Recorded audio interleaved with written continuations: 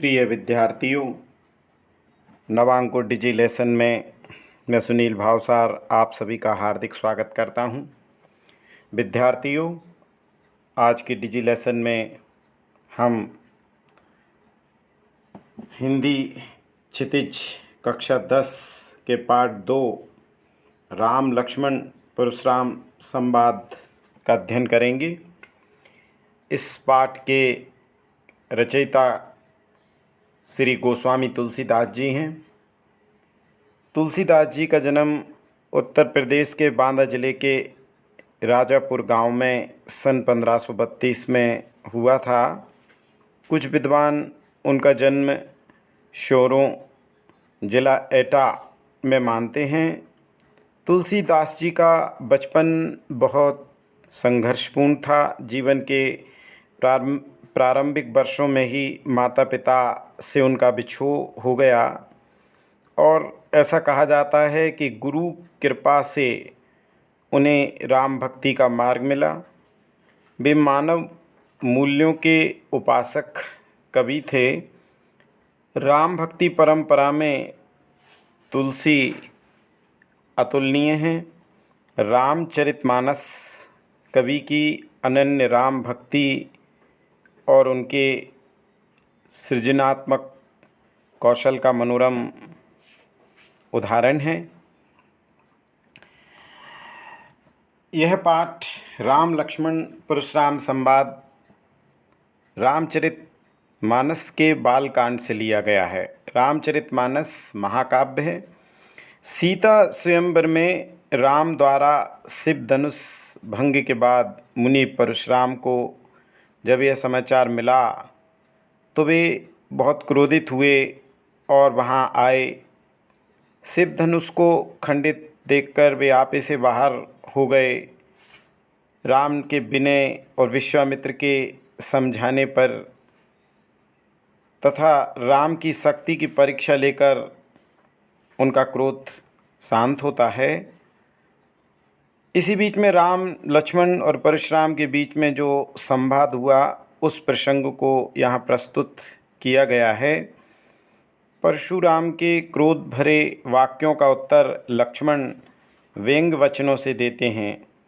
इस प्रसंग की विशेषता है लक्ष्मण की वीर रस से पगी व्यंग्योक्तियाँ और व्यंजना शैली की सरस अभिव्यक्ति। अब हम इस पाठ की व्याख्या का अध्ययन करेंगे। नाथ संबुधन भंजन हारा हुई को एक दास तुम्हारा, आयुष काह कहिए किन मोही, सुन रिसाय बोले मुनि कोही, सेवक सो जो करे सेवकाई, अरि करनी क्यों करई लड़ाई, सुनऊ राम जय शिवधनु तोरा, सहस भाव समसोरि पुमोरा, सो विल गाव विहाय समाजा, नत मारे जय हैं सब राजा, सुन मुनि बचन लखन मुस्काने, बोले परशु धरई अब माने, बहुधनु ही तोरी लड़काई, कबऊ न असरिस कीन गुसाई, यही धनु पर ममता के हेतु, सुन रिसाय कै भृगुकुल केतु, रे नृप बालक काल बस, बोलत तोय न समार, धनु ही सम त्रिपुरारि धनु, विदित सकल संसार। व्याख्या करने के पहले हम इस अंश के संदर्भ और प्रसंग पर एक नज़र डालेंगे। प्रस्तुत काव्यांश हमारी पाठ्य पुस्तक हिंदी क्षितिज के पाठ 2 राम लक्ष्मण परशुराम संवाद से अवतरित है। इसके रचयिता गोस्वामी तुलसीदास जी हैं। प्रसंग प्रस्तुत पद्यांश में जब रामचंद्र जी ने सीता स्वयंवर के समय शिवजी का धनुष तोड़ दिया, उसके बाद मुनि परशुराम क्रोधित होकर वहाँ आते हैं, उस समय का वर्णन किया गया है। नाथ संबुधन भंजनिहारा, हो हई केउ एक दास तुम्हारा। भंजन हारा यानी भंजन भंग करने वाला। शंभु धनु माने शिवजी के धनुष। नाथ माने स्वामी। हो यही माने होगा। को माने कोई। एक दास माने आपका सेवक। तुम्हारा माने आपका। इन पंक्तियों में श्री राम जी परशुराम जी से कह रहे हैं, हे नाथ, शिवजी के धनुष को तोड़ने की शक्ति तो केवल आपके दास में ही हो सकती है, इसलिए वह आपका कोई दास ही होगा। आयुष काह कहिए किन मोई, सुन रिसाय बोले मुनि कोही। रिसाय माने क्रोध करके। जिसने इस धनुष को तोड़ा है उसे क्या आज्ञा है। आयुष यानी आज्ञा।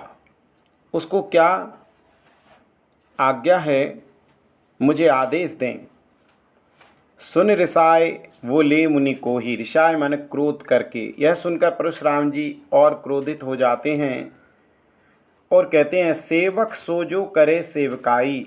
सेवक माने दास, सो माने वह होता है जो करे करता है। सेवकाई माने सेवा। अरि करनी माने शत्रुताई। करी करी है लड़ाई। लड़ाई माने लड़ाई।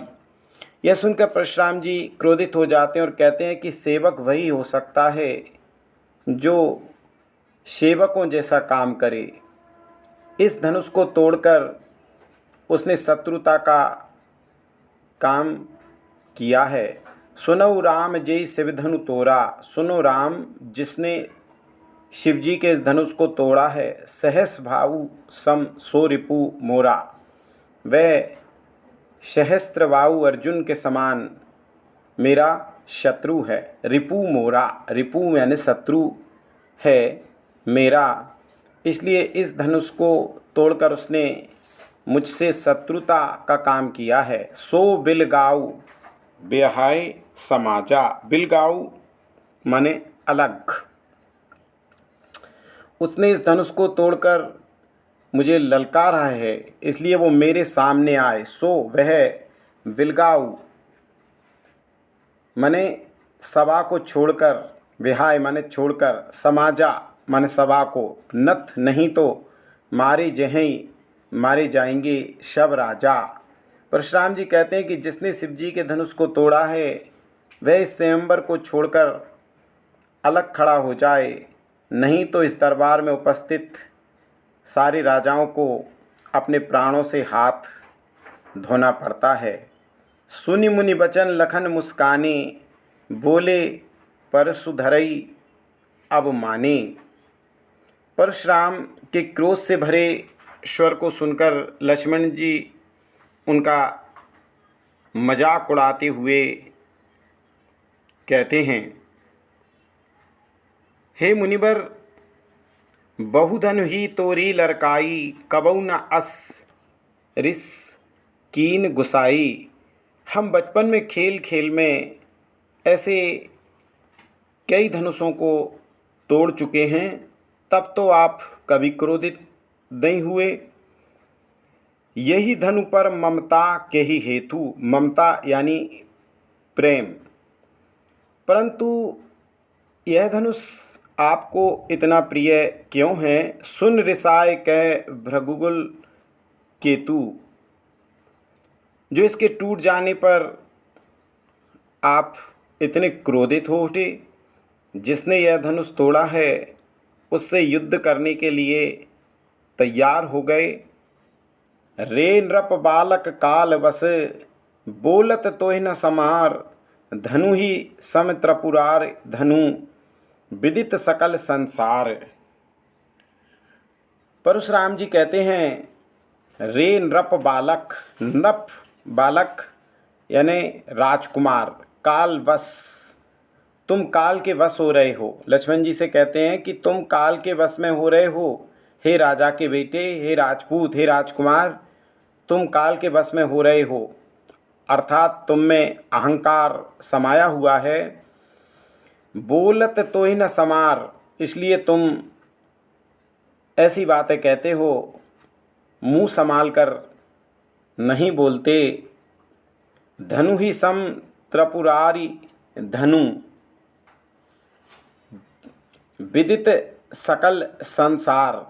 जिस शिवजी के धनुष को तोड़ा है और तुम जो बचपन में धनुष तोड़ते आए हो, क्या तुम्हें इनमें कोई अंतर दिखाई नहीं देता? ये सारे संसार में प्रसिद्ध है कि यह शिवजी का धनुष है। शिवजी के धनुष से तुम साधारण धनुष की तुलना कर रहे हो। इस प्रकार जब सीता स्वयंवर में रामचंद्र जी ने शिवजी के धनुष को तोड़ दिया और यह समाचार जैसे ही परशुराम जी को लगा तो वे क्रोधित होकर स्वयंवर में आए और शिवजी के धनुष को तोड़ने वाले का वध करना चाहते थे।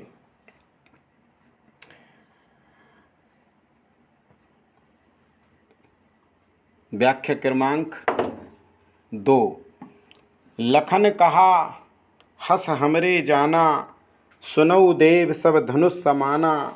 का क्षति लाभ जून धनु तोरे, देखा राम नयन के भोरे। संदर्भ पूर्व की तरह। प्रसंग यहाँ पर परशुराम जी की बात सुनकर, क्रोध भरे वचन सुनकर रामचंद्र जी के अनुज लक्ष्मण जी उनको जवाब दे रहे हैं। परशुराम की बात सुनने के पश्चात लक्ष्मण जी मुस्कुराते हुए व्यंग्य पूर्वक उनसे कहते हैं, लखन कहा हस हमरे जाना, हमें तो सारे धनुष, सुनऊ देव सब धनुष समाना, हमें तो सारे धनुष एक जैसे ही दिखाई देते हैं, इसमें कोई फर्क नज़र नहीं आता। का क्षति लाभ जून धनु तोरे, देखा राम नयन के भोरे। फिर इस पुराने धनुष के टूट जाने पर ऐसी क्या आफत आ गई जो आप इतना क्रोधित हो उठे?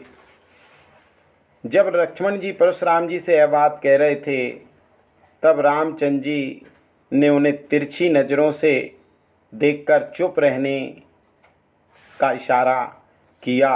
छुअत टूट रघुपते ही न दोषु। आगे लक्ष्मण जी कहते हैं कि इस धनुष के टूटने में राम का कोई दोष नहीं है, क्योंकि रामचंद्र जी ने तो इस धनुष को केवल छुआ मात्र था और यह टूट गया। मुनि बिन काज करे कथ रोसु। फिर आप व्यर्थ में ही क्यों क्रोधित हो रहे हैं? बोले चितय परशु की ओरा, रे सठ सुनेव स्वभाव न मोरा। परशुराम जी लक्ष्मण जी की इन व्यंग भरी बातों को सुनकर और भी ज़्यादा क्रोधित हो जाते हैं और वे अपने फरसे की ओर देखते हुए बोलते हैं। बोले चितय परशु की ओरा। अपने फरसे की तरफ देखते हुए परशुराम जी कहते हैं, रे सठ सुने स्वभाव न मोरा। हे मूर्ख लक्ष्मण, लगता है तुझे मेरे स्वभाव यानी व्यक्तित्व के बारे में पता नहीं है। बालक बोल बंधो नहीं तोई।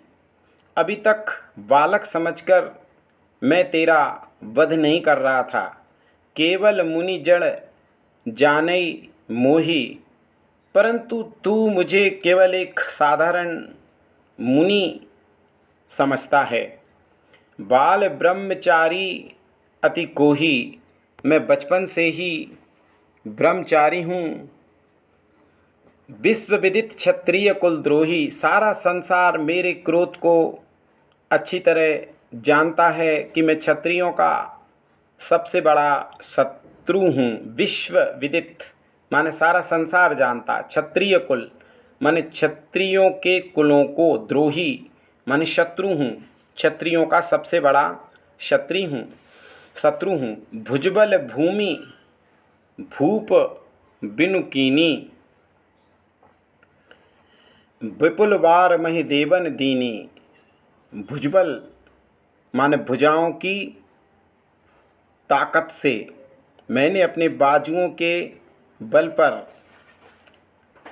भूप बिनु कीनी, इस पृथ्वी से क्षत्रियों का सर्वनाश यानी राजाओं का सर्वनाश किया है। विपुल वार, विपुल माने अनेकों बार, पृथ्वी को जीतकर महिदेवन माने ब्राह्मणों को दान में दे दिया। मैंने अपने बाजुओं की ताकत से कई बार पृथ्वी से राजाओं को मार दिया और इस पृथ्वी को जीतकर ब्राह्मणों को दान में दिया है।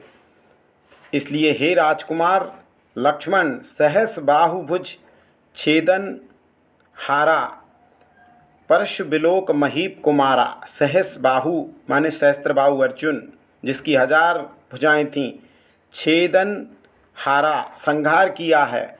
परशु माने कुल्हाड़ा या फरसा, बिलोक माने देख लो, महीप कुमार यानी राजकुमार। हे राजकुमार लक्ष्मण, मेरे इस फरसे को तुम ध्यान से देखो। यह वही फरसा है जिससे मैंने सहस्त्रबाहु का संहार किया था। मात पितई जन सोच बस, करस महीस किशोर, गर्वन के अर्भक दलन, परस मोर अति घोर।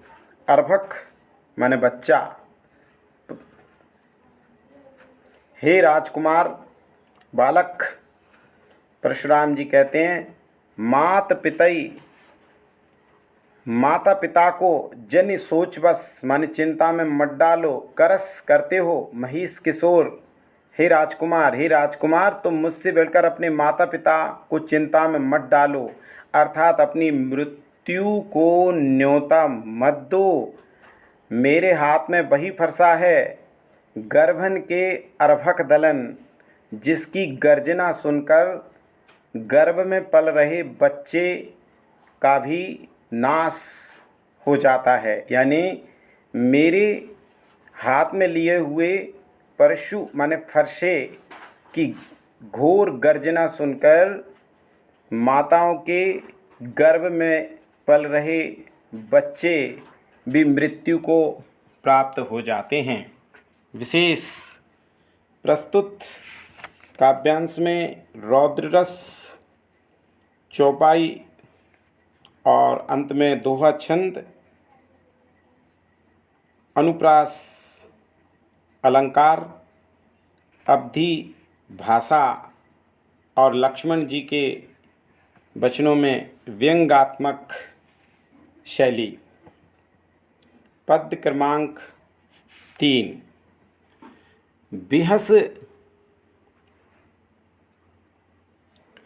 बिहस लखन बोले मृदुवानी,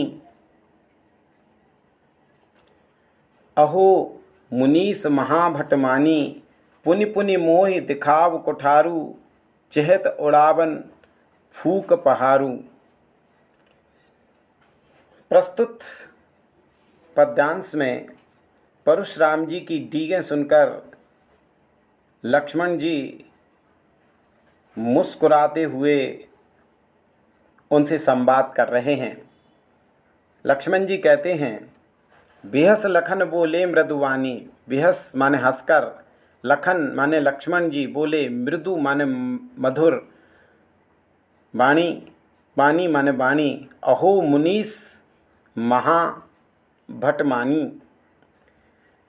लक्ष्मण जी प्रेम भरे स्वर में बोलते हैं कि परशुराम तो जाने माने योद्धा निकले, यानी आप तो बड़े जाने माने योद्धा हो, पुनि पुनि मोय दिखाव कुठारू, कुठारू यानी कुल्हाड़ा, चहत उड़ावन फूक पहारू। आप तो अपना फरसा दिखाकर ही मुझे डराना चाहते हैं, जैसे कि फूंक मारकर पहाड़ को उड़ाना चाहते हैं। यहाँ कुमड़ बतिया को नाही। वे कहते हैं यहाँ कोई छुई मुई का वृक्ष नहीं है। जे तर्जनी देख मर जाही, जिसे आप तर्जनी उंगली दिखाकर मुरझा देंगे। यानी मैं कोई छुई मुई का पौधा नहीं हूँ जो आपकी तर्जनी उंगली को देखकर मुरझा जाऊं। देख कुठार सरासन बाना, मैं कछु कहा सहित अभिमाना। लक्ष्मण कहते हैं कि मैंने आपके हाथ में कुल्हाड़ा और कंधे पर टंगे धनुष बाण को देखकर आपको एक वीर योद्धा समझा। मैं कछु कहा सहित अभिमाना, और मैंने अभिमान पूर्वक कुछ कह दिया।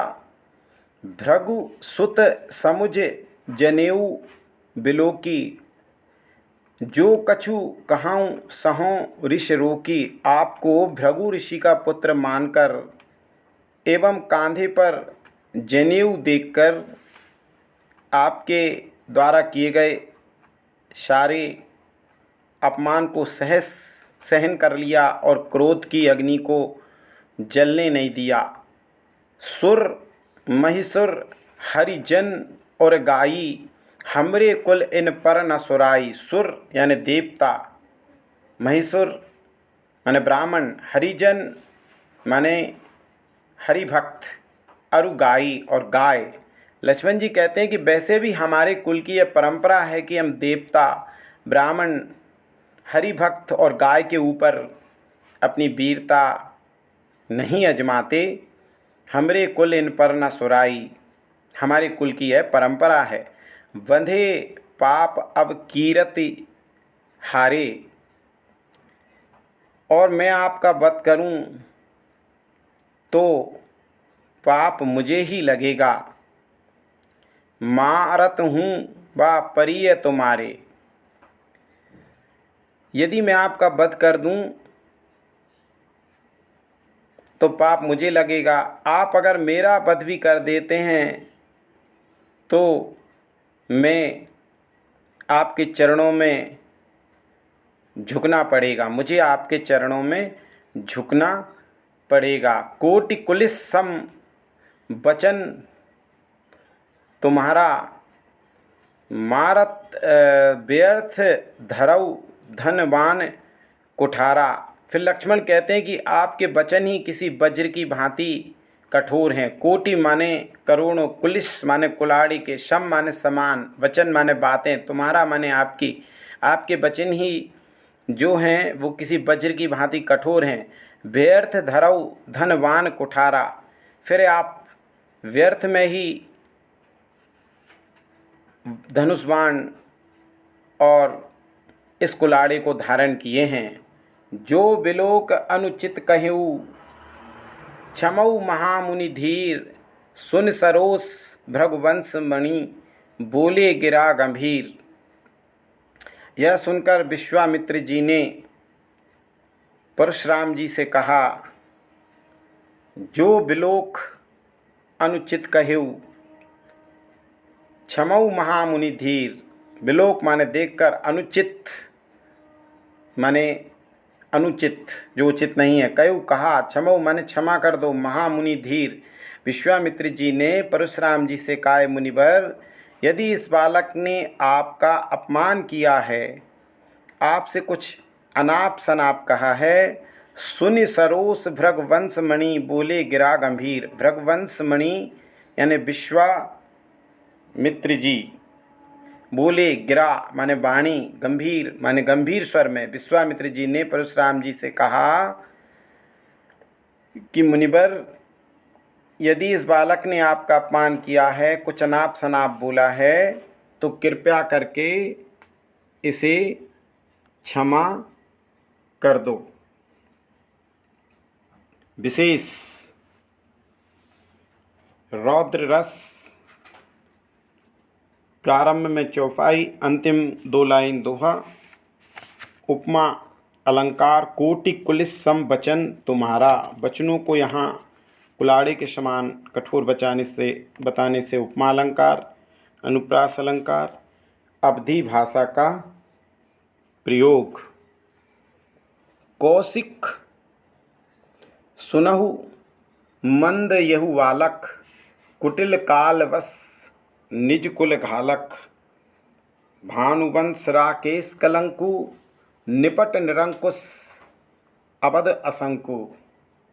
यहाँ लक्ष्मण और परशुराम जी के संवाद में विश्वामित्र जी परशुराम जी से लक्ष्मण जी की उद्दंडता के लिए क्षमा करने को कहते हैं। कौशिक सुनेउ मंद यहु बालक। व्याख्या, विश्वामित्र जी की बात सुनकर परशुराम जी कहते हैं, कौशिक माने हे विश्वामित्र, सुनो, मंद माने जड़, मूर्ख, यहु बालक, यह बालक, हे विश्वामित्र यह बालक बहुत ही मंद बुद्धि वाला, कुटिल कालवश निज कुल घालक। कुटिल माने कुटिल, चालाक, कालवश माने जो काल के वश है, निज कुल घालक और अपने कुल को नाश कराने वाला है। विश्वामित्र यह बालक बहुत ही मंदबुद्धि वाला, मूर्ख एवं उद्दंड है, जिसके कारण यह अपने ही कुल का नाश कर बैठेगा। भानुवंश राकेश कलंकु, निपट निरंकुश अवधु असंकु। इसे सत्य का ज्ञान नहीं है, यह चंद्रमा में लगे दाग की तरह अपने कुल के लिए एक कलंक है। इसको काल ने घेर रखा है। काल कबल हुई क्षण माही। काल कबल मन काल के बस, मैं चाहूँ तो क्षण भर में इसका अंत कर सकता हूँ। कहो पुकार खोर मोय नाही, फिर तुम मुझे दोष मत देना। तुम हटकऊ जो चहऊ उबारा, कह प्रताप बल रोष हमारा। तुम यदि इस बालक की सलामती या कुशलता चाहते हो तो मेरे प्रताप, बल और क्रोध के बारे में बतलाकर इसे समझाओ एवं शांत करो। लखन कहेउ मुनि सुजस तुम्हारा, तुम्हें अछत को वरने पारा। परशुराम जी की बात सुनकर लक्ष्मण जी कहते हैं कि मुनिवर, आप अपनी वीरता का बखान करते हुए थक नहीं रहे। तुम्हें अछत को वरने पारा, आपने कई बार अपनी वीरता के बारे में बतलाया है। अपने मुँह तुम आपन करनी बार अनेक भांति बहुबरनी। लखन जी कहते हैं कि मुनिवर, आप अपनी वीरता का बखान करते हुए थक नहीं रहे। आपने अनेकों बार अपनी वीरता के बारे में बतलाया है। आपके बल और साहस के बारे में आपसे अच्छा कौन बता सकता है। नहीं संतोष तो पुनि कछु कहेऊ। यदि आपको फिर भी मन नहीं भरा, संतोष नहीं है, जन रिस रोक दुसह झुक सहू, तो आप अपना क्रोध सहन कर खुद को पीड़ा ना दें। अपितु वीर व्रति तुम धीर अछोबा, गारी देत न पावऊ शोभा। अपनी वीरता का बखान करें। आप एक वीर पुरुष हैं जिसमें धैर्य और क्षमा व्याप्त है। धीर माने धैर्य, धीरज, अछोबा माने क्षमा, गारी देतना पावो शोभा, और आपके मुंह से गारी यानी अपशब्द शोभा नहीं देते, इसलिए आपको अपशब्द नहीं बोलना चाहिए। सूर समर करनी करहीं, कहीं न जनावें आप। सूरवीर युद्ध में अपनी सूरवीरता का प्रदर्शन करते हैं, लेकिन वे अपने मुँह मियाँ मिट्ठू नहीं बनते, अर्थात स्वयं के मुख से स्वयं की प्रशंसा नहीं करते। विद्यमान रण पाय रिपु कायर कथई प्रतापु। और रणभूमि में अपने शत्रु को सामने पाकर कायरों की तरह बातों में व्यर्थ समय नहीं बिताते, अपितु युद्ध करने में अपनी वीरता का परिचय देते हैं। इस प्रकार लक्ष्मण जी की बातें व्यंग भरी थीं और उनकी व्यंग्यपूर्वक बातों को सुनकर परशुराम जी का क्रोध बढ़ता जा रहा था। तुम तो काल हाँक जन लावा, बार बार मुए लाग बुलावा। सुनत बचन के लखन के बचन कठोरा, परस सुधार धरेउ कर घोरा। तुम तो काल हाँक जन लावा। प्रस्तुत पंक्तियों में लक्ष्मण जी परशुराम जी से कहते हैं कि हे मुनिवर, ऐसा लग रहा है कि आप मृत्यु को मेरे लिए हाँक लगाकर बुला रहे हैं, माने मृत्यु बुला रहे हैं मेरे लिए। बार बार मुझे लाग बुलावा, बार बार मेरी मृत्यु को बुला रहे हैं। सुनत लखन के बचन कठोरा, परश सुधार धरेउ कर घोरा। लक्ष्मण के इस व्यंग्य को सुनकर परशुराम बहुत ही क्रोधित हो जाते हैं और अपने फरसे को हाथ में लेकर बोलते हैं, अब जन दे दोष मोय लोगु, कटुवादी बालक बद जोगु। कटुवादी माने कठोर बोलने वाला। परशुराम जी कहते हैं कि इस बालक के वध के लिए संसार मुझे दोष ना दे, क्योंकि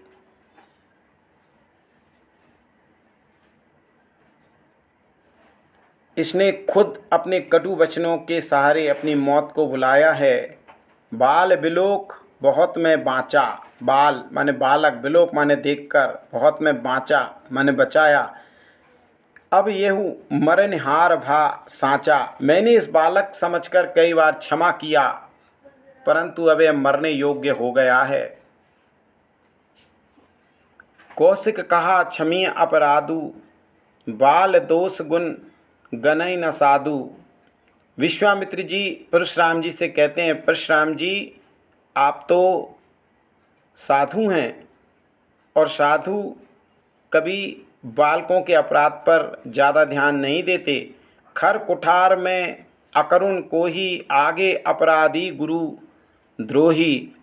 उन्हें क्षमा कर देते हैं, इसलिए लक्ष्मण जी को आप भी क्षमा कर दें।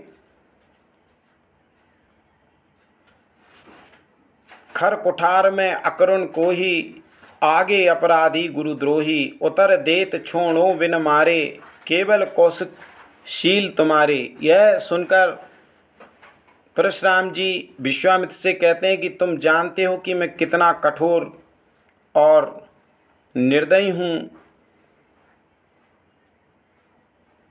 मुझ में क्रोध कितना भरा हुआ है। खर कुठार में अकरुण माने बिना करुणा के, क्षमा ना करने वाला।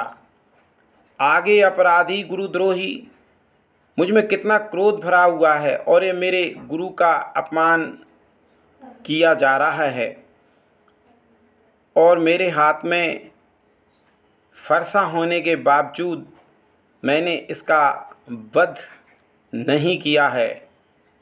उतर देत छोड़ो बिन मारे, केवल कौशिक शील तुम्हारे। अगर यह जीवित खड़ा है, मैंने इसका वध नहीं किया है, तो सिर्फ तुम्हारे प्रेम और सद्भाव के लिए। यानी विश्वामित्र जी से कहते हैं कि मैंने केवल आपके प्रेम और सद्भाव को देखकर अभी तक लक्ष्मण का वध नहीं किया है, अन्यथा मैं बहुत क्रोधी हूँ और निर्दयी हूँ। अकरुण माने जिसमें दया नहीं है। नत यही काट कुठार कठोरे, गुरु ही उरिन होतेउ श्रम थोरे। नहीं तो अभी तक अपने फरसे से बिना किसी परिश्रम के इसे काटकर इसका वध कर देता और अपनी गुरु दक्षिणा चुका देता। गाधी सुनु कै हृदय हंस, मुनि हरि हरे सूझ। अय में खांड न ऊख में, अजऊ न बूझ अबूझ। यह सुनकर विश्वामित्र जी गाधी सुदन, गाधी सुन कहते हैं गाधी के पुत्र विश्वामित्र जी को। विश्वामित्र जी यह सुनकर मन ही मन हंसने लगते हैं। अय में यानी लोहे का बना, ऊख में यानी गन्ने का बना। यह सुनकर विश्वामित्र जी मन ही मन हंसने लगते और सोचते हैं कि परशुराम ने सभी क्षत्रियों को हराया है, तो वे राम लक्ष्मण को भी साधारण क्षत्रिय मानकर उन्हें आसानी से हराने के बारे में सोच रहे हैं। परंतु उन्हें इस बात का ज्ञान नहीं है कि उनके सामने गन्ने के रस से बना गुड़ नहीं है, अपितु लोहे के फौलाद से बनी तलवार है। अर्थात राम और लक्ष्मण को वे साधारण क्षत्रिय समझने की भूल कर रहे हैं, जबकि दोनों ही शूरवीर और पराक्रमी हैं। इस प्रकार राम लक्ष्मण और परशुराम जी के संवाद में विश्वामित्र जी का प्रवेश होता है और वे भी परशुराम जी के प्रति मन में हंसते हैं। कहेउ लखन सुन, कहेउ लखन मुनिशील तुम्हारा, को नहीं जान विदित संसारा। लक्ष्मण परशुराम जी से कहते हैं कि हे मुनिवर, आपके शील स्वभाव से पूरा संसार भली भांति परिचित है। मात पितई उरिन भय नीके, गुरु ऋण रहा सोच बड़ जी के। आप अपने माता पिता के कर्ज से तो पूरी तरह पहले ही मुक्त हो गए, परंतु अब आपके ऊपर गुरु का ऋण बाकी बचा हुआ है। सो जन हमरे माथे काड़ा, दिन चले गए ब्याज बड़बाड़ा। जिसे आप जल्द से जल्द उतारना चाहते हैं और इसी कारण आप मेरा वध करने पर तुले हुए हैं। यह ठीक भी है, क्योंकि बहुत दिन हो चुके और आपके ऊपर गुरु का ऋण का ब्याज बहुत बढ़ गया, तो फिर देर करने की ज़रूरत नहीं है। किसी हिसाब किताब करने वाले को बुला लीजिए। मैं बिना देर अब आनिए वह वरिया बोली, तुरंत देऊँ मैं थैली खोली। वे कहते हैं कि आपके गुरु का ऋण का ब्याज बहुत बढ़ गया, फिर देर करने की ज़रूरत नहीं है। अब आनिए, आनिए यानी बुला लीजिए। वे वरिया बोली माने हिसाब किताब करने वाले को। मैं बिना देर किए अपनी थैली खोलकर सारी धनराशि चुका दूंगा। सुन कटु वचन कुठार सुधारा, कुठार यानी कुल्हाड़ा। हाय हाय सब सभा पुकारा। लक्ष्मण के ये कठोर वचन सुनकर परशुराम जी अपने क्रोध की आग में जलने लगते हैं और अपने फरसे को पकड़कर आक्रमण की मुद्रा में आते हैं, जिसे देखकर दरबार में उपस्थित सारे लोग हाय हाय करने लगते हैं। भृगुवर परस दिखावो मोही, विप्र विचार बचो नृप दोही। यह देखकर लक्ष्मण परशुराम से कहते हैं कि आप मुझे अपना फरसा दिखाकर भयभीत करना चाहते हैं और मैं यहाँ आपको ब्राह्मण समझकर युद्ध नहीं करना चाहता। मिले न कबऊ सुबट रण गाड़े, दिज देवता घरई के बाड़े। ऐसा प्रतीत होता है मानो आप अभी तक युद्ध भूमि में किसी पराक्रमी से पाला नहीं पड़ा, इसलिए आप अपने आप को बहुत शूरवीर समझ रहे हैं। अनुचित कहे सब लोग पुकारे, रघुपति सैनई लखन निवारे। यह बात सुनकर दरबार में उपस्थित सारे लोग अनुचित अनुचित कहकर पुकारने लगते हैं और राम अपनी आँखों के इशारे से लक्ष्मण जी को चुप होने का इशारा करते हैं। लखन उतर आहुति सरिस, भृगुवर कोप कृशान, बढ़त देख जल सम बचन, बोले रघुकुल पान। इस प्रकार लखन माने लक्ष्मण जी के उत्तर माने उत्तरों की आहुति आहुति के समान हैं। सरिस माने समान, भृगुवर माने परशुराम जी का, कोप माने क्रोध, कृशान माने अग्नि की तरह, सम माने समान, रघुकुल भान माने रघुकुल रूपी सूर्य। इस प्रकार लक्ष्मण जी द्वारा कहा गया प्रत्येक वचन आग में घी की आहुति के समान था। और परशुराम जी को अत्यंत क्रोधित होते देखकर श्री राम ने अपने शीतल वचनों से उनकी क्रोध की अग्नि को शांत किया। इस प्रकार इस पाठ की व्याख्या संपूर्ण होती है। पाठ में रौद्र रस है, लक्ष्मण जी ने व्यंग्यात्मक वचन कहे हैं, वहाँ हास्य रस है। चौपाई और बीच बीच में दोहा मिलाकर इस पद्यांश यानी पाठ की रचना की गई है, जहाँ चौपाई और दोहा छंद है। उपमा अलंकार है। लखन के उत्तर आहुति के समान हैं और भृगुवर कोप कृशान की तरह है। तो यहाँ पर उपमा अलंकार रामचंद्र जी के वचन जल के समान हैं, शीतल वचन हैं, जिन्होंने परशुराम जी की क्रोध अग्नि को शांत किया। तो यहाँ पर उपमा अलंकार, अनुप्रास अलंकार, अवधि भाषा